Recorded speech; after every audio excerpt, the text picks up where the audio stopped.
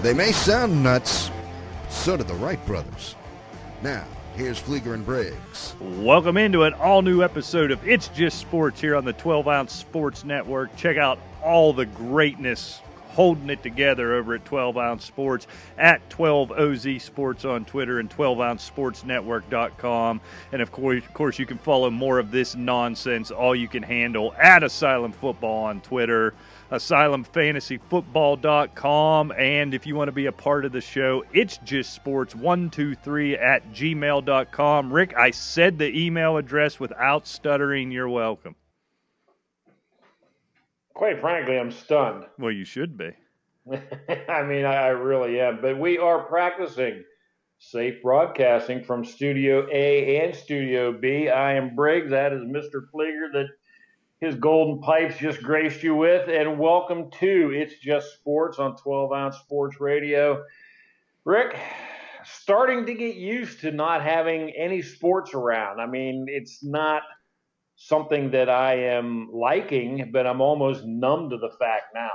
Yeah, I'm not. I still whine and kvetch and carry on and complain all the time, as has been well documented the last couple of weeks. The moment of self-discovery where I found out I have no other interest. Thank God this weekend, at least this upcoming weekend, should be a little better. I'm sure it was on too late for you, Rick, last night, but The Last Dance, the Chicago Bulls Michael Jordan documentary airing on ESPN.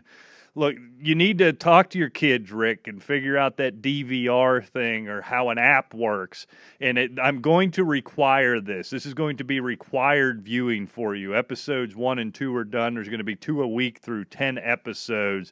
Absolutely great television. I do ask myself, would it be this good if the NHL, NBA playoffs were going on? I'm just coming off the Masters Major League Baseball. I don't know if I'm grading on a sliding scale here, but finally had some appointment TV on Sunday, and then we have the draft, which for the first time in my life, and listeners to this show from past iterations, will be stunned to hear me say I'm holding my breath, excited for the draft Thursday, Friday, Saturday.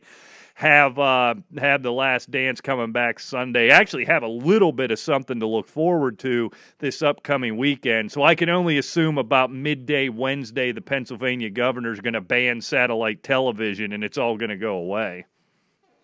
Yeah, we do have a few things to look forward to, and I'm really looking forward to, before I get into looking forward to this remote draft, you would think $1 billion machine like the NFL, look, you work from home. Right. I've worked from home. We do the show from our homes with regular schlep internet.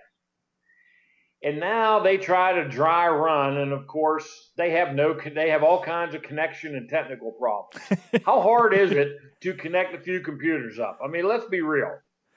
It just amazes me. But get that aside, I am actually excited with the fact if they keep the surprise. I just don't want to see the guy getting a phone call 10 minutes before the pick's made. I just love to be able to see whoever, Cincinnati, hit that button and make their pick, and then it comes through and they announce it. Before anybody else knows it, it's almost real time.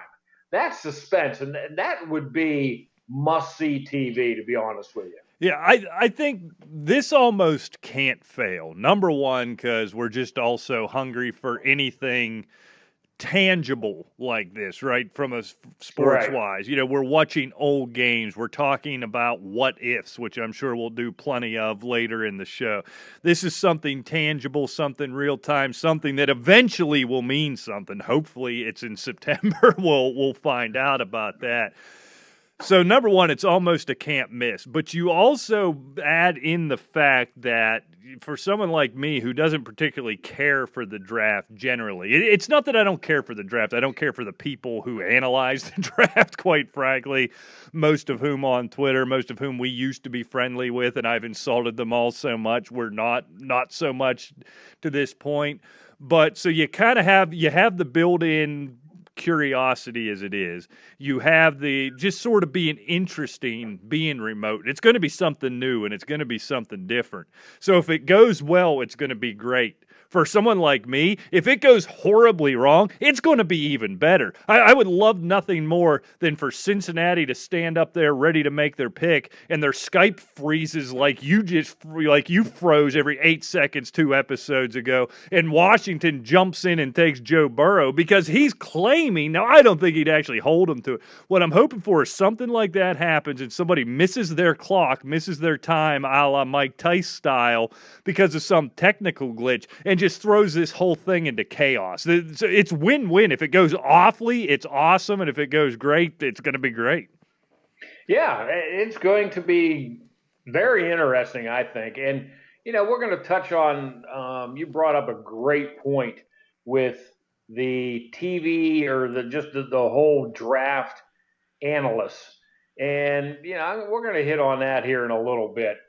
But no, it would be great just to see that Cincinnati wants Joe Burrows, but somehow the pick for somebody else comes in and they mark down and they whoa time out. No, I'm sorry, the Redskins have Joe Burrow. I'm sorry. Somebody hits a wrong button. I mean, this could be disastrous. It would be classic. It really would. This would be great. But, I hope we see, like you see in your fantasy draft, the jackass who struts confidently up to make his pick in the 6th round as somebody who was taken 4th overall. I mean, all this stuff is in play right now.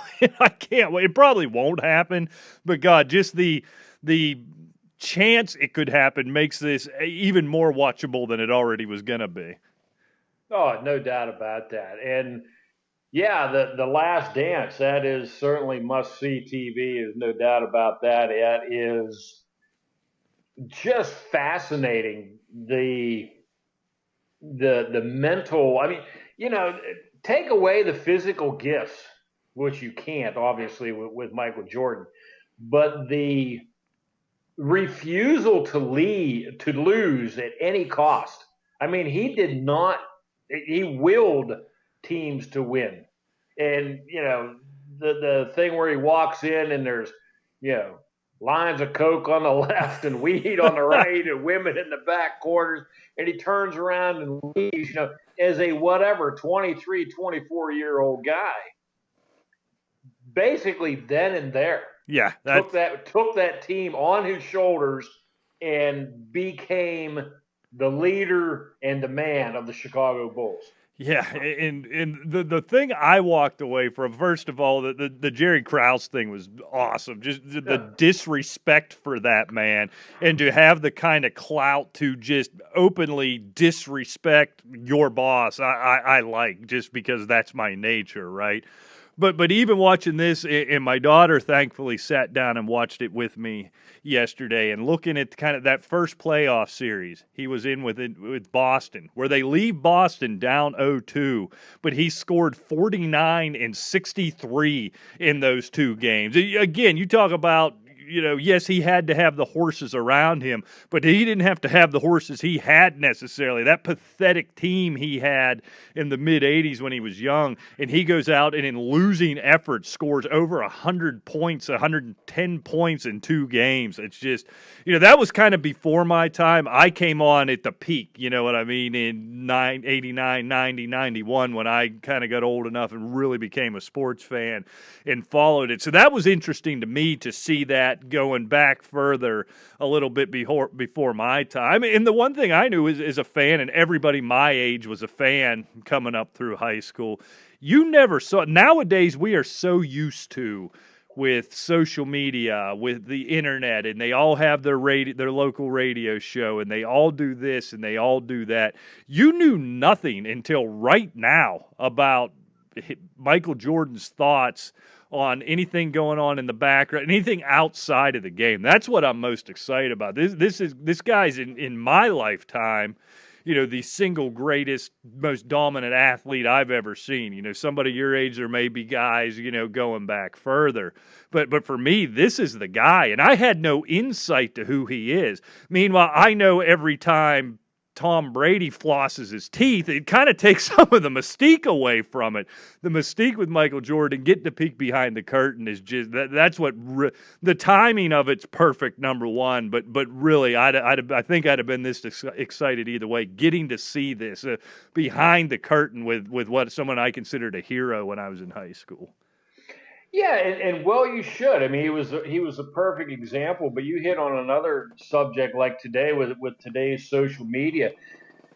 The mystique of these players are not only is the mystique gone, Rick. It is with social media, with Twitter, Facebook, whatever. I don't know them all, but it's just instant Trollville where they just want all they want to do is disparage someone, tear them down, and find anything, disagree. And that's one thing we're going to get to is this analyst thing that when we hit on it. Anything to be negative. Right. Whereas before it was, like you said, you watched the games. You saw what Michael Jordan did on the basketball court. And that was it. Right. Simple as that. Whoever, you can pick any sports figure. But, the Krause thing, I really get what you're saying about how you like the open disrespect and disregard, but it couldn't have happened to anybody more deserving than Krause. Well, yeah. You know what I'm saying? You never would see like a Bart Starr disrespect Vince Lombardi. True. Or Bill Walton disrespect John Wooden, because those guys were mentors, true leaders, where he was just a jackass. Yeah. Seriously. One thing where they left me wanting more, and I don't assume they'll get back to this. Maybe they will. Yeah, I don't know. I hope they do. The one thing outside of the excitement, the one thing that didn't land for me is, and this was right in my prime, spot NBA fandom when this season happened. And when Krause essentially, was shown saying in those interviews, they signed Phil Jackson to that 1-year deal. And then Phil Jackson, who I don't believe he would lie, I believe whatever Phil Jackson says, that Krause told him, if you go 82-0, this is your last year. They never explained why, what the push was there, was it just a friction? I get the rebuild, right? You had deals coming up, Michael's getting older, Scottie Pippen was really upset at the beginning of that year. The guys were getting older, the other pieces were getting, I get rebuilding the team. What in God's name would the reasoning be to take Phil Jackson and say, no matter what you do, you're out the door? And they never explained that. I hope they get back to that, because I don't know that. I didn't know that backstory with Phil Jackson before last night. I probably should have, but I didn't. Yeah, I never really knew the details either, to be honest with you. And, like you said, they never really explained anything, but just on the surface, it's power struggle. Really simple as that in my mind. Probably. It might have been that simple. They didn't talk about, they talked about why Michael Jordan hated him. They talked about why Scottie Pippen hated him. They didn't say what the deal was. So I hope they get back to that, but they're advertising next week, kind of getting into going back to the rivalry with those bad boys, Detroit Pistons, at the end of the 80s and early 90s. And boy, that was my prime when I, 12, 13, 14 years old, when I was really getting into it, and my first exposure to that kind of stuff. So, oh, no doubt. I was just coming off of the Lakers Celtics, right? With Magic and Bird tailing down. Then this one picked up, and it continued on the NBA nostalgia, if you will. Because I was a NBA fan from probably early 70s with. Really, I remember Chamberlain moving to the Lakers, and I believe Russell was about done with the Celtics, but they were still tough, but the Willis Reed, Knicks, and so forth. So right about then on, and I really did not fade away from basketball basically until the Michael Jordan era was over with. And then, the product just disintegrated for me. Yeah, that was pretty much the end of it. Early Kobe and Shaq together. I poked back in a little bit with LeBron James in his early career, but the game just changed so much, and Exactly. it's not necessarily, and then we can get into with with the way teams are being constructed now. I don't like it's just not a brand of basketball I really care for anymore. But boy, at those times, and it was just between the Knicks and the Bulls and the Pacers and the Knicks and the Bulls and the Pistons before that, just the Lakers and Celtics you mentioned in the 80s. Well, I don't know if I necessarily miss you could behead anybody who dared try to take a ball to the rim, but there was some physicality to it. There was there was kind of men being men where now we drive to the rim, we get there clean and throw it out in the corner for a 3-pointer. I get it, analytics, it makes sense, but it's not as enjoyable to watch, and that's creeping its way down into college, and it's going to creep its way down into high school. So I guess I'm going to have to get used to it and then hope it comes back the other way. Yeah, and I don't know if it ever will. The physicality and the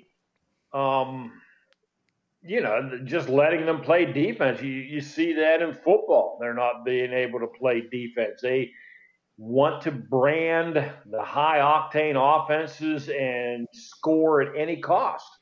And I think it diminishes both of those sports, quite frankly. Yeah. So at least something to look forward to this weekend. Governor Wolf, if you're listening, please don't rule DirecTV non-essential and come pull that dish off my garage roof, if you wouldn't mind. Give me 1 week. I know he normally listens, but he's probably busy. I'm not sure if he's tuned in the last couple of weeks, but hopefully he'll catch a replay. Well, he better. Him and that weird, whatever they call the second in charge, is that guy who's just a Twitter troll to you, but we won't get into all that. So you can tell, Rick, I'm following news now, and I got opinions, and I'm getting fired up. Yeah, I mean, you're following it closer than I am, so I'm sitting here thinking, wow, this is amazing. You can actually talk current events, and I don't have to cover for you. It's no wonder you're so angry following all this stuff all the time. Good God. Get off my lawn. So we're getting closer, Rick. All the various, major leagues and even college to a degree, starting to kind of map out contingency plans. Obviously, nothing set in stone, but curious just your thoughts, the viability on some of these things. I think something that is as set in stone as could possibly be, I think, is the simplest one and the one that makes sense, with the PGA Tour saying they're going to start coming back. First couple in mid-June, I believe the first one being the, the Charles Schwab, June 11th down in Fort Worth, Texas. Absent a spike down there, looks like they're opening up Texas now. I think that one works, right? You have no fans. You naturally can social distance. I think the one thing they don't do that you're seeing on your local muni is they're probably going to actually make them put it in the hole and not pull the holes out or flip them upside down, where I think it's Virginia's doing that. They're letting them be open, but they're flipping the cups upside down, so you're basically playing croquet or something, but it's better than nothing. So I think that makes sense in as long as it's in certain areas. And I think we're on track actually for some of those majors late summer and into the fall. Yeah, and I see no reason for it. Even if they don't have fans, there's no reason in the world they cannot play, some golf. They're not going to be sitting on top. They're not tackling each other. They don't have to walk arm in arm down the golf course. They're hitting a golf ball, and it's 7,000 plus yards golf course. They can stay 6 feet away at all times, I'm sure. So I see no problem with that at all, quite frankly. And, there's been a lot of stink in our home state here, Pennsylvania, with the golf courses being closed. And, quite frankly, they encourage people to go out, but golf of all things should be accessible.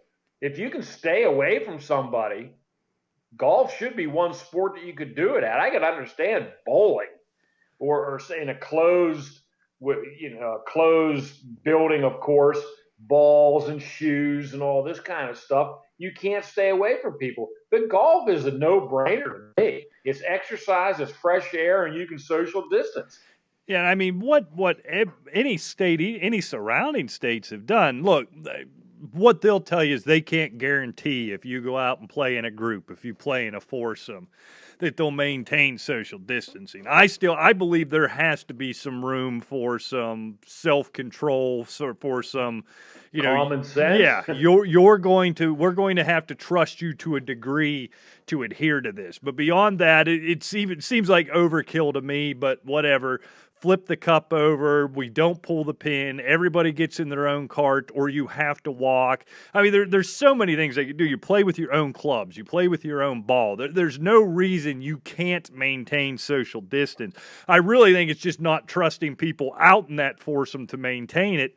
Again, that's self-responsibility there. That never made sense to me. And so certain states do it. I think didn't even New York just open the golf courses back up, or will be this week or something. I saw that story. So I think we're getting there. I hope for that. But I think that could be kind of the first. Boy, I usually only watch the majors or when Tiger is playing. Boy, I'm going to be golf PGA Flieger here the minute if that's the first one that comes back. So NHL, NBA, they're kind of just talking about NBA's kicking around. Vegas has been around from the beginning. Now they're saying Disney, they have that sports world. I forget what they call it down around Epcot down there, putting everything in one place. NHL talking about going to North Dakota and New Hampshire.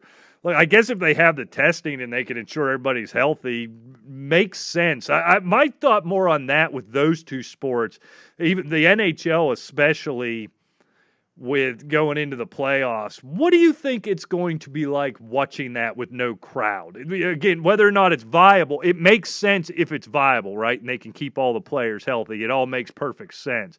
What I'm curious is the television product that we will consume irregardless. What do you think those two look like without fans?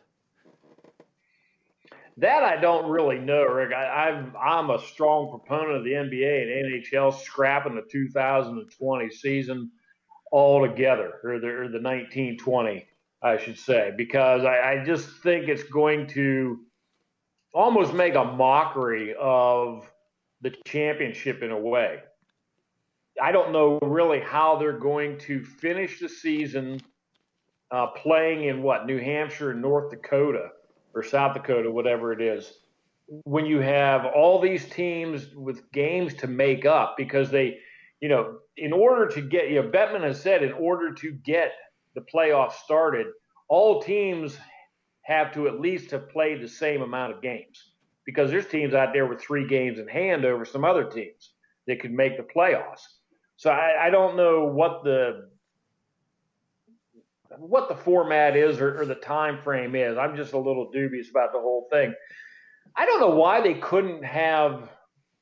They have laugh tracks on sitcoms. Can't you have cheer tracks? I mean, it would make sense, at least for the experience of watching it at home.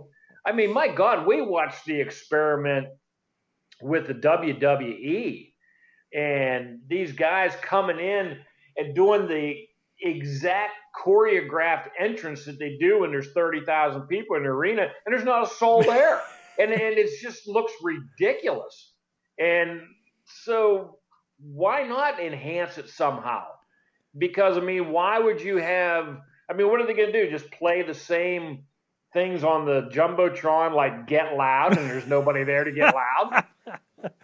Well, yeah, I imagine they'd skip that. But – yeah, I kind of think the only sort of frame of reference I have to it is right before everything got shut down. I believe it was the Big East tournament was kind of the last one to do it. Maybe the Big 12 the night before, even before the ACC played a game. But some of them, I believe it was the Big 12 certainly, and the Big East, they were going ahead without fans. And I remember watching those and thinking, you know what, you don't really notice, but the bands were still there, right? The cheerleaders were still there. You could tell the networks, I think it was Fox Sports 1 had the Big East tournament, they kind of changed their angles a little bit. You didn't see the crowd. You just saw the benches. The families were still allowed in. The families were behind the benches. But you had the band. The pep band was still there and the cheerleader. And you didn't really notice, So if you could create a visual of sorts like that, then I agree with you. Pipe noise into the broadcast. Hell, pipe noise into the arena. I don't care. The Colts have been doing it for 20 years if you listen to some people. Go ahead and pipe noise in. I think it's going to be jarring at first. I think we get over it real quick, right? I mean, if you to think about where you were and how we felt about this 3-4 weeks ago, now this is almost just normal now. It's not normal, but it's our normal now. We kind of adapt quickly. The thing with getting them played, I think to your point, it probably makes more sense just to shut it down, but there's TV money, there's contract obligations, things like that. I know it's not fair, but there ain't a damn thing fair in this time of year in 2020. I say you just take the records or the amount of points if you're the NHL as they sit now, pick them up, and we go play the playoffs. It ain't fair to that team that's had 3 games to play and we're 2 points out, but guess what, dude? This year is a little bit of a special circumstance. I hope they try it. I hope they do some wacky stuff. You know what I mean? And you think about it, you could get this done relatively quickly and get more and more people out of town. You don't need travel days off. The NHL is used to playing some back-to-backs. The NBA doesn't need these 5 days between, getaway days like they do in their playoffs. You play them every other day, play them 2 in a row, give them 1 off, 2 in a row, something to that effect. There's a lot they can do. I think at this point, everything has to be on the table if they want to get it in. It probably logically makes more sense just to shut it down. This is a time to experiment, Rick, because everybody is starving for some sports action. So, yeah, whack it up. Who cares? Let's get something going, and who knows? They may hit on something that was a real trigger, like, man, this is really cool. And if not, so what? The fans will be there next year. Yeah, this year is just a throwaway. Everything's going to have an asterisk with it, even any records, any numbers. If they do end up crowning champions, we all know it. It's just different, right? And I think we understand that. It's not going to have the same cachet as in a normal year. But, in talking about it, and to your point with what you just said, I think the biggest opportunity there lies with baseball. And I heard as we look, they've got the 2 proposals out there, one to take it all out to Arizona. That seemed a little wacky. The one I do find interesting is everybody goes back to their spring training home. You basically have 2 professional baseball leagues. You have the Grapefruit League and you have the what do they call it out in Arizona? Cactus League. Cactus League. I can't believe I just blanked on that. That's all you play, very limited travel. You can keep things contained. They've thrown things out. We're playing doubleheaders, playing 2 7-inning games. And I heard Ron Darling interviewed on Tony Kornheiser's podcast last week, I believe it was. And that's what he said. It doesn't get any more of an old school, hardcore baseball guy than Ron Darling. And he said, look, there's been a lot of ideas on the table for years as we talk about trying to get these knucklehead millennials to pay attention to our game. If you can get something like this going, now's the time. You could do anything you want. You could clocks and this and that, 7-inning games, double headers, anything you want to do. Now's the time to do it because this year's going to be a farce anyhow. Anything you hit on, you keep, you put it into your game and it helps you. Anything that doesn't work, you say, what the hell's the difference? We're in the middle of a pandemic. We're just putting on a TV show. To hear this coming from baseball guys really resonated with me. Yeah, I mean, I think this is a golden opportunity for really all sports that have something to play yet. NBA, NHL, baseball, golf. I really don't know what you can do with golf. I mean, you basically have to play the tournaments. But, baseball and hockey, like you said, we, pump noise in. Come up with something wacky. It's a throwaway year.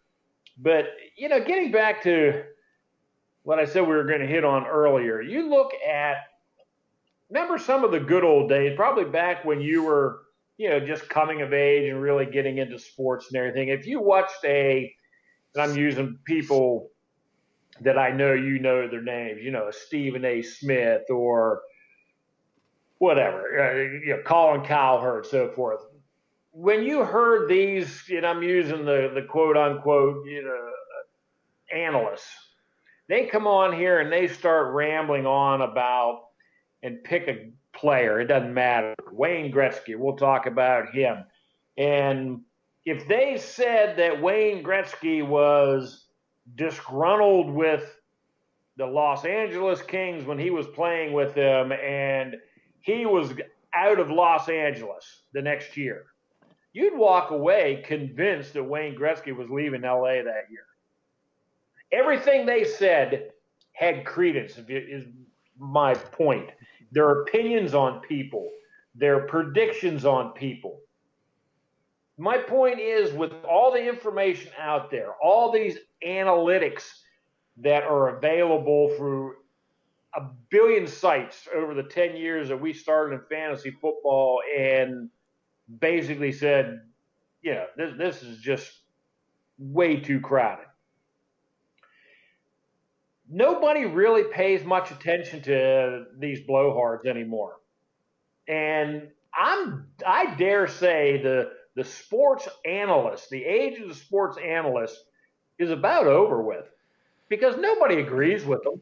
They use them for mockery fodder. I mean, you get on Twitter, look at this comment by Colin Cowherd on Leonard Fournette last year, or some nonsense, right? Where it doesn't matter if they were right 80% of the time. And I'm not disparaging anybody. They could be right 20% of the time, 80% of the time.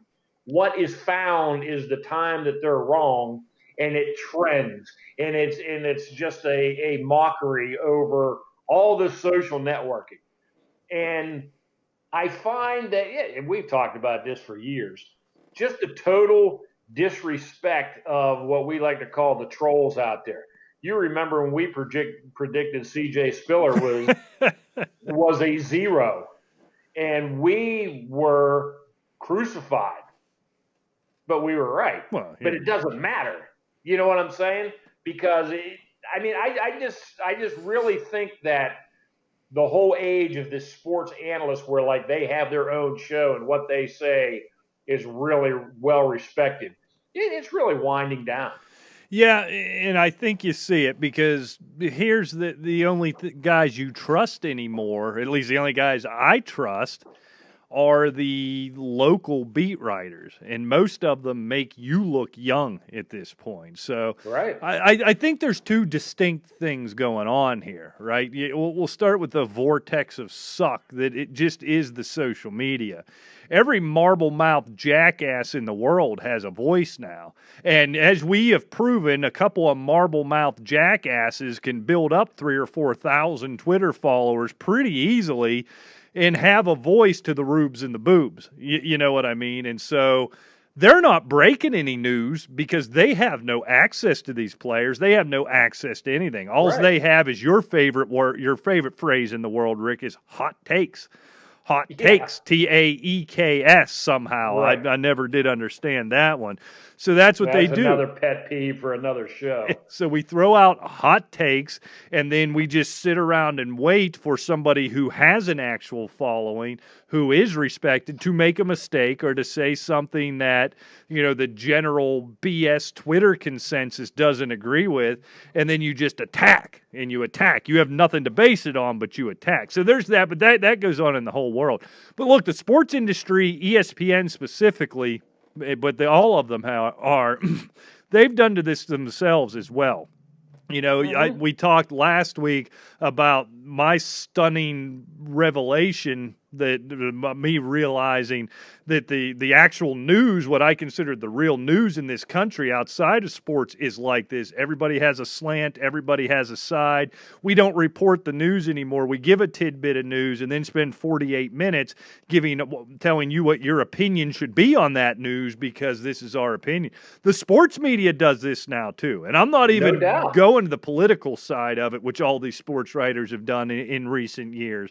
But it's not good enough to say, Dak Prescott was franchise tagged. It was Dak Prescott is franchise tagged, and then either he should be given a long-term contract, he is the greatest quarterback since Tom Brady, since Johnny Unitas, you name who, or I can't believe they franchise tagged him. They should have cut him. They should have traded him away. There's no news anymore, and it happens in the sports industry too.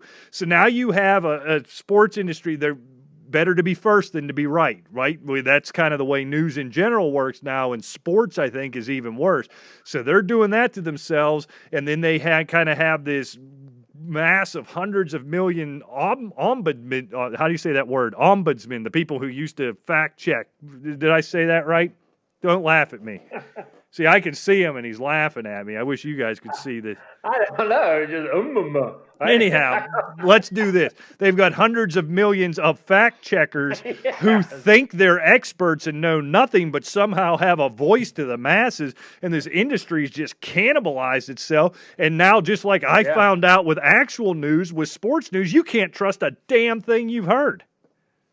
No, you really can't. It's awful. And you see all of these, they're almost like these hot takes and everything.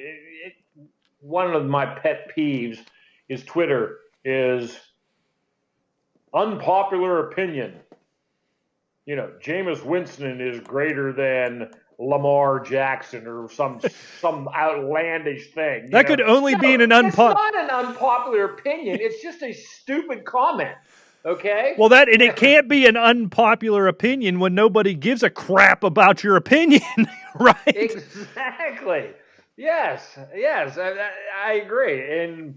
But that is the age that we are in now. Everybody, and we've talked about this from the fantasy side when we were still in it. Everybody is an expert, and you could sit here. Going into a football season and say your top 5 quarterbacks are, and you just make them up, you know, Drew Brees, Tom Brady, Aaron Rodgers, Ben Roethlisberger, and Phil Rivers, just throwing them out there.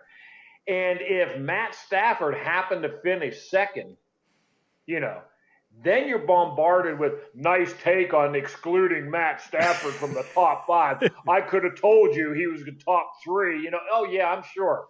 You know, go away, you rube. So, yeah, but everybody is an expert, and nobody wants to hear even news. They just want a platform for their own unpopular opinions or hot takes. And like I said, I mean, getting back to the original point, I really think that, you know, this age of these networks having these sports analysts, there's a lot less of these sports analyst shows now than there was years ago. And because nobody really pays a whole lot of attention to him anymore. Stephen A. Smith is almost a caricature of himself. It's just films of him yelling and screaming on Twitter is basically what it is. And what's frustrating with a guy like him, he's really smart, and he's really plugged in, and NBA players especially trust him, and he's always got the scoop, but it's become more about showing up Skip Bayless, even though they're not on the same show together, and putting on this act. He is a fantastic journalist. He's a fantastic television personality, but your phrase is perfect. He has morphed into a character of himself, and I don't know why. The network has to be driving this. I would watch him just for what he can provide in terms of analysis. And he's a guy who gets the inside scoop. If he gives me information, if I can take it with him not screaming at me, if he could just give me the information, I trust what he says. But these guys all do it. They put him on with that dink Max Kellerman, who all he is a hot TAEK machine. That's all that jackass does. It's just, it takes even good journalists and sucks them down. And it's painful to watch. Yeah, it really is. And, you know, I long for the days of, you know, listening to Pat Summerall tell me that this putt on 18 is going to break right, because it will. Yeah, exactly. Unpopular opinion. It looks like it breaks right. It'll go left. Oh, it'll go left, yeah. All right. But I'll tell you what, you know, speaking of Pat Summerall, he used to broadcast the Masters. We talked about the Masters moving to November this year. So I got to thinking, you know, April in Georgia is always beautiful. always seems to be probably a good 95% of the time beautiful weather. The flowers, the azaleas are blooming and so forth. So I did a little research, Rick, just to see what it may look like condition-wise to play the Masters in November. And I was looking at average temperatures just to start with. Average temperature in Augusta, Georgia in April. The average highs are 77, and the average low is 55. In November, the average high is over 10 degrees less. It's 66 point something. And the lows are 47, which is it's about 10 degrees either way. So now we're talking average temperature. So if you happen to get a bit of a cold front, instead of a high of 67, you could be talking highs in the high 50s down there in November, which is a far cry from 75 or 80 degrees. Yeah, it makes a big difference. I wonder, you've been around a lot of pro golfers. How does temperature, outside of the obvious, does it affect, I don't know, ball flight? Does it affect, I'm sure it affects how guys prepare or how they perform, but what does that mean? Like if it's for 77 to 67, they're going to be fine. Let's say they play the second round of the Masters and it's 48 degrees or it's 38 in the morning, the guys that tee off in the morning. How much does that change things for them? That's my point. The morning temperatures and the evening temperatures could be high 40s, and if there's a cold front move through, they could be colder than that. And now you're talking not necessarily so much with some of the younger guys, but think about Tiger Woods with all his injuries and surgeries, with weather. I mean, God knows I'm getting old, and now with your advancing in age and you've had surgeries and so forth, you can feel it in that knee. Oh, yeah. And so forth. So, I mean, the older guys, it will affect. All right. And then if the weather's a little, say it might not be raining because it doesn't really rain that much. I checked the rainfall in November. It's a relatively dry month. But you could be wearing extra clothes, and which could hamper your swings. And depending on the temperatures, if they're in the 40s, it certainly affects the flight of the ball and the distance. Actually, I checked wind direction and wind speed as well. Ooh, somebody did their homework this week. Well, I just thought, because it's, what is it, the 4th month, the 11th, it's a 7-month difference. Yeah, I mean, you're in mid-spring as opposed to late fall, right? Pushing winter. I mean, you're in late fall. So let's see here. I wish I could see it here. Oh, here it is. The average wind speed isn't all that different. It's roughly about anywhere between 6 and 7 miles an hour, which that's an average speed. So if you have a windy day, you're going to have a windy day. But what was interesting, Rick, was the average wind direction was south-southwest, and in November it's east, which I thought was really strange.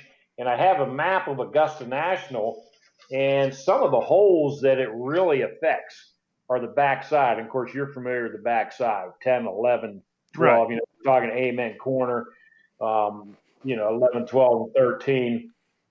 But 14, a very long, difficult par 4. If it's a windy day, traditionally it could be in your face on 14, where it's not normally. 12, same thing. And that's a notorious par 3 anyway. Right. If it causes more problem, it's actually would be with them on 12. And we know what happens when you blow over the green and them bunkers are up in the pine straw and the azalea, right. Chipping back down towards the lake. So, I mean, this could really turn things around into something maybe we haven't seen before. Yeah, it actually makes me start to look forward to it and actually say, gee, yeah, I hope the weather is a little bad. Yeah, don't you hope for 12, 15-mile-an-hour winds? Because it makes it a whole different Right. course.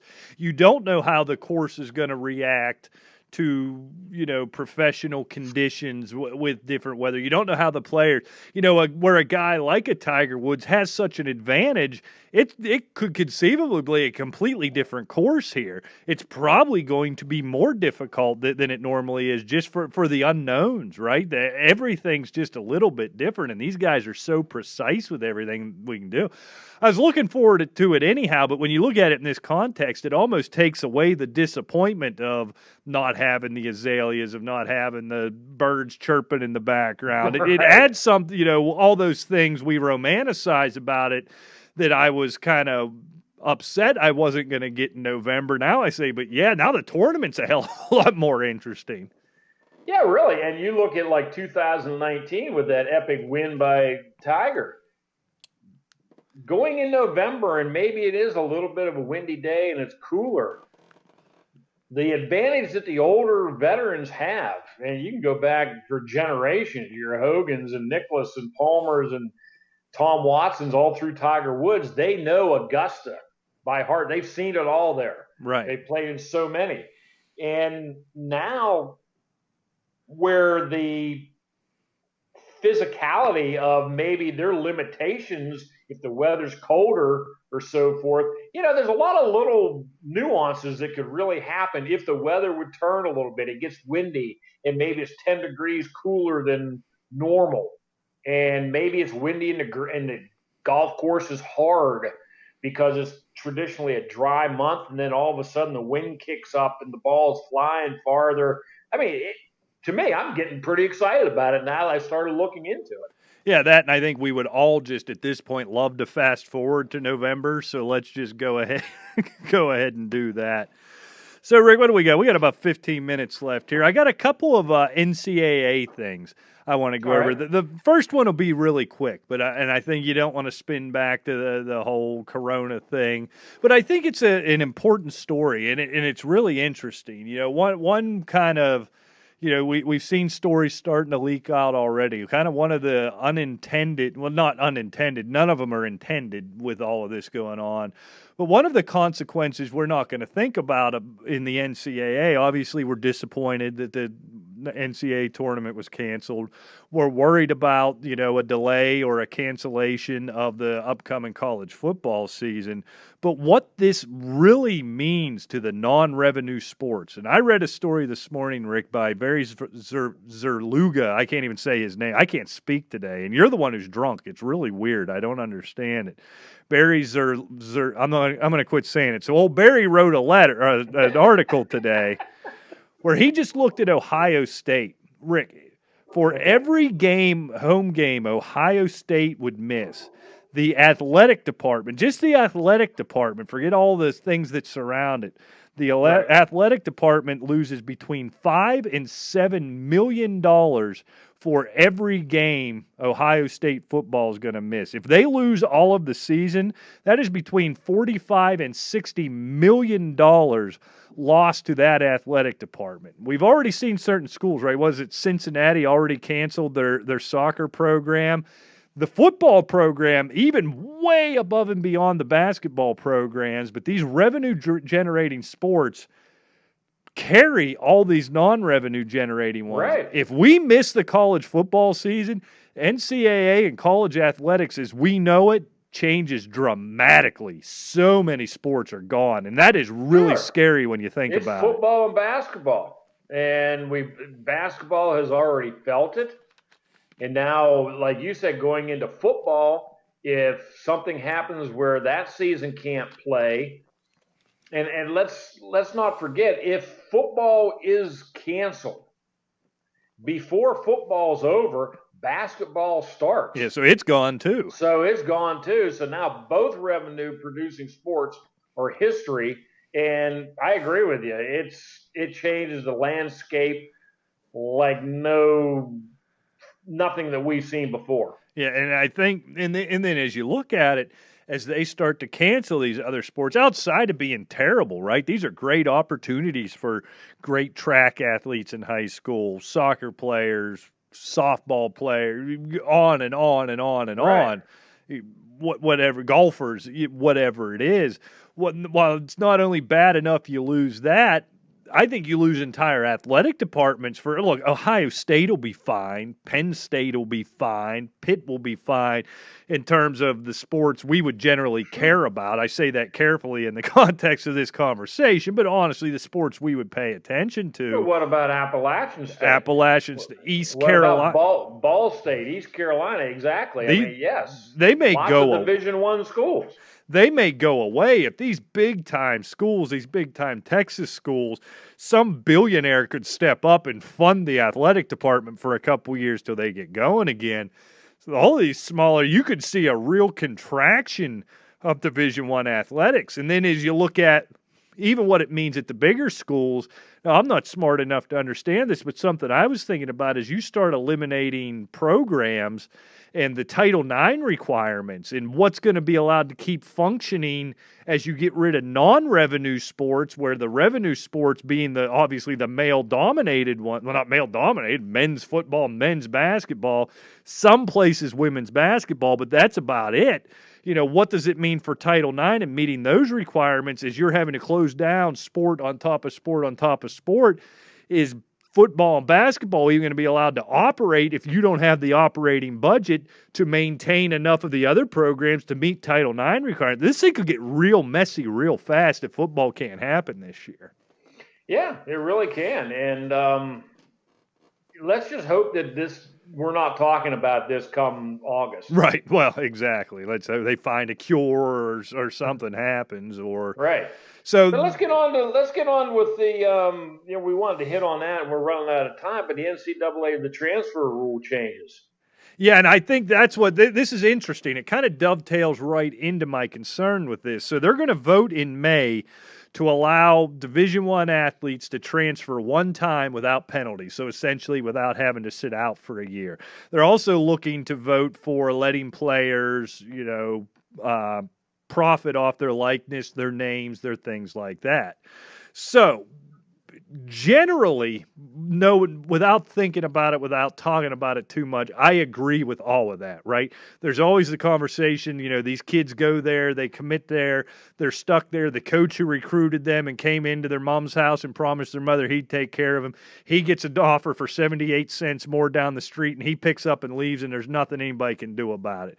They're an exploited labor force, all those things, and I agree with it. But what you worry about, you look at this, you worry about athletic departments and athletic programs contracting and it getting smaller.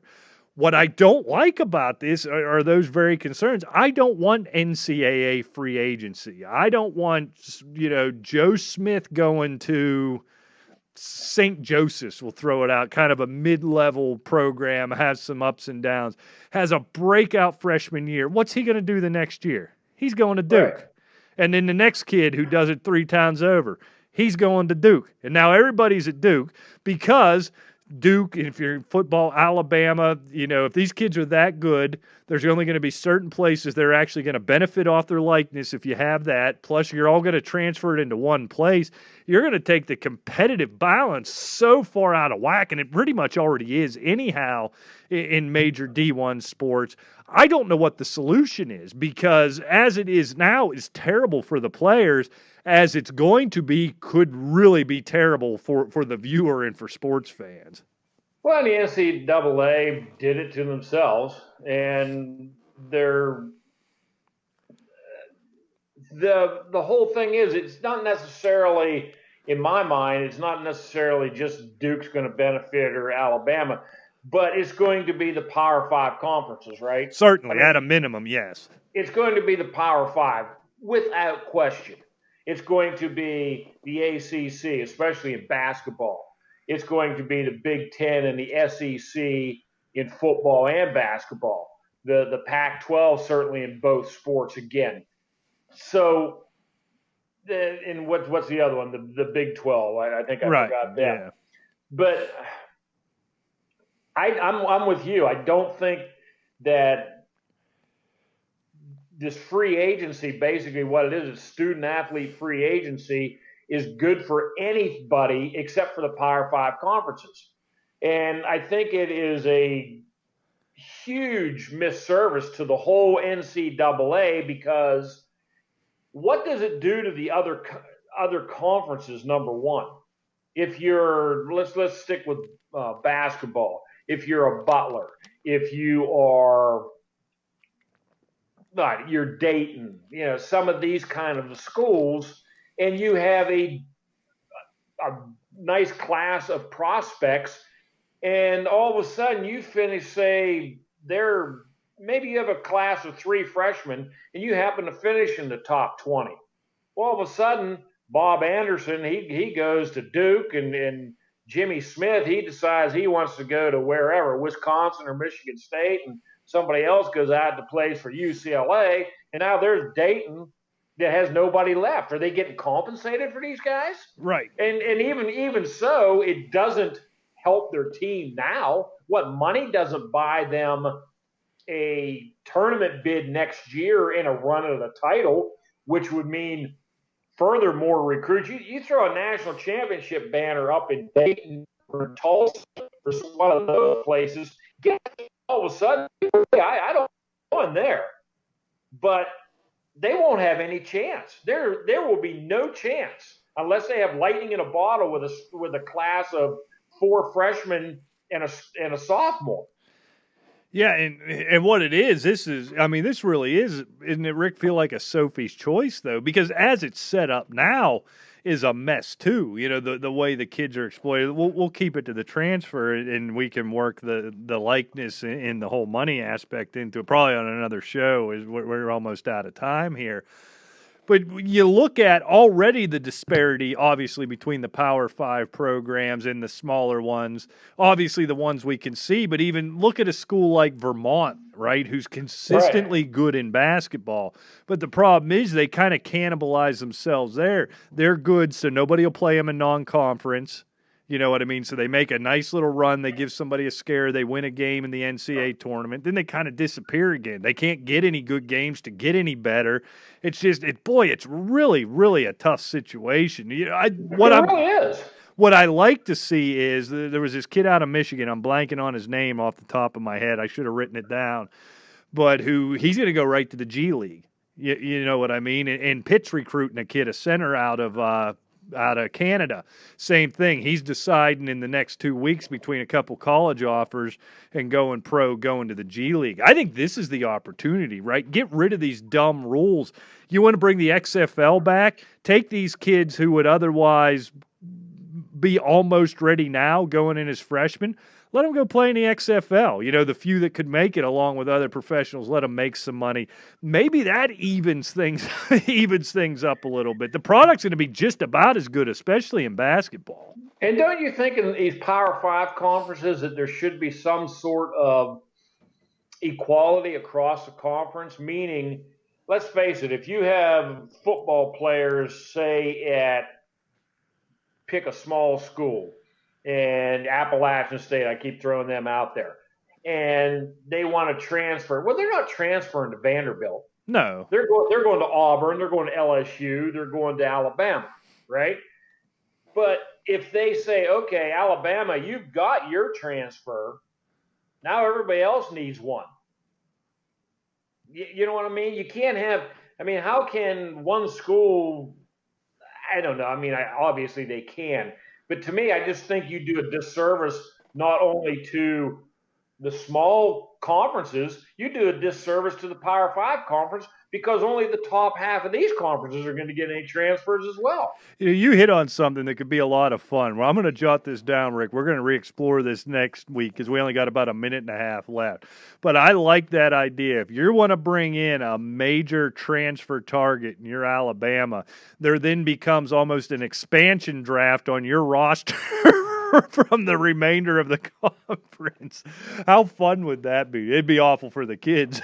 But and he can't be a third string water kid either. He's gonna, it's got to be a value player. It'll be like that NHL thing for Vegas that they slanted everything the wrong direction and put them directly in the Stanley Cup final. Exactly. That would be a lot of fun. So I tell you what, we're going to put a pin in that. Just that'll be a good. It'll all be nonsense and meaningless, but that's what we do, and it'll be fun. So hey, thanks for joining us this week. We are going to keep plugging along as long as we can. Hope everybody stays safe and healthy. You can follow us at Asylum Football on Twitter. If anything you want to hear us talk about, it's just sports123@gmail.com, and of course follow everything over at 12 Ounce Sports, 12ouncesportsnetwork.com, at 12OZ Sports. Stay safe, stay healthy, stay inside. Until next time, we'll see you.